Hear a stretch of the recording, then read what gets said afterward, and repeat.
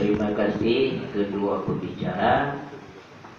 Alhamdulillah maksud dan tujuan daripada bapak-bapak kita datang kemarin sebenarnya tujuannya sama, tetapi namun tujuannya sama, tetapi sasaran kabur, tidak tercapai. Sedangkan mereka mengatakan sesuatu yang terjadi setelah muncul MPTT ini, memang kita tahu garis pemisah itu sudah terjadi dan gondok-gondokan di antara ulama sudah terjadi.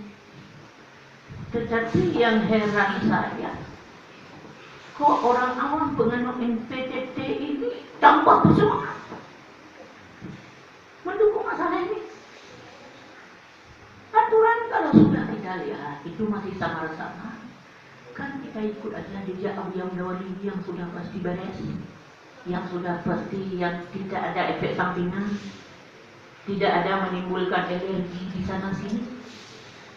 Tetapi yang selama MPTT ini muncul kan bermacam-macam efek sampingan dan alergi masyarakat. Maka oleh karenanya saya saran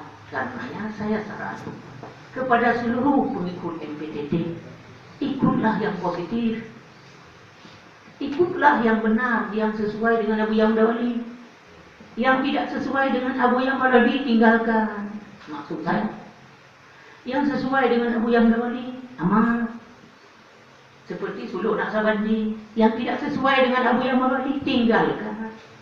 Apalagi murid-murid besar Abu Yahya Wali tidak ingin itu dan memprotes itu. Dan saya lebih condong kepada ide murid langsung Abu Yahya Wali. Saya lebih condong ide Abu Yahya Wali. Saya lebih condong ide Abu Yahya Nasir. Saya lebih condong ide Abu Yahya Wali. Bukan saya bertentangan dengan ide Abu Yahya Wali, tapi lebih condong ke sana. Maka yang lebih condong ini obat, lebih bagus sih. Ini menjadi obat bagi masyarakat Aceh. Bisa terjalin persatuan dan kesatuan.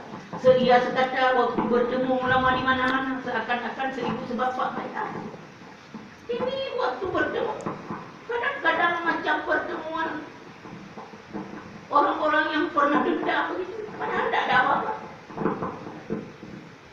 Jadi bila permasalahannya, maka bahasa saya yang keras, bahasa saya yang menimbulkan kontroversi dan marah semua MPTT.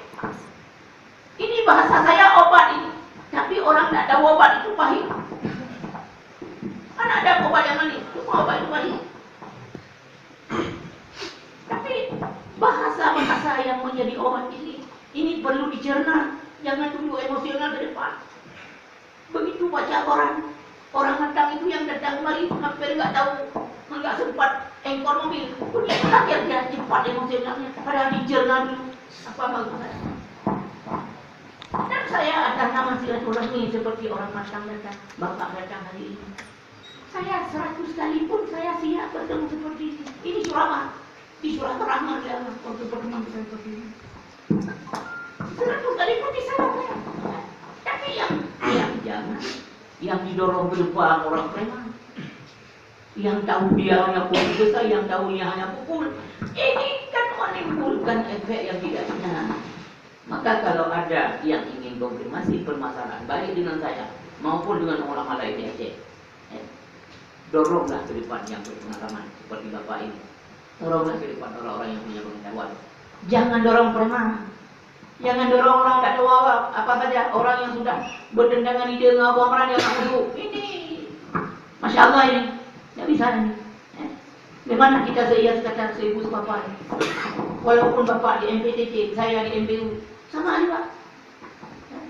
Kita masih sama dalam ilmu pengetahuan, ilmu agama Islam, warisan Abu Yahya Wali, warisan Syekh Hasan Kembali. Tidak ada dua. Kalau warisan Syekh Kuala Yaman sudah habis generasinya, tidak ada lagi. Jadi ya, mudah-mudahan pertemuan kita hari ini penuh rahmat dan kasih sayang. Mau ya.